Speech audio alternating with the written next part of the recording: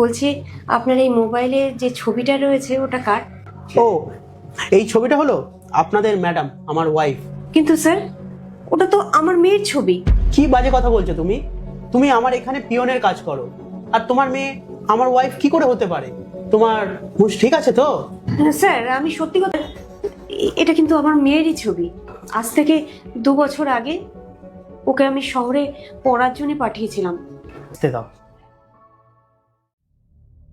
হ্যাঁ দীপ, বলো। এত আর্জেন্টলি আমায় ডাকলে? আসতে তোমার অসুবিধা হয়নি তো? না না, কোনো অসুবিধা হয়নি। ঠিক আছে, ডাকো তাকে। একটু আন্টিকে আমার কেবিনে পাঠিয়ে দেবেন। ঠিক আছে, আসুন।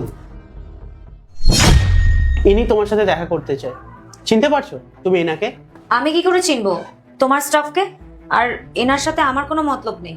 আন্টি, ইনি আপনার মেয়ে যাকে আপনি দাবি করছিলেন।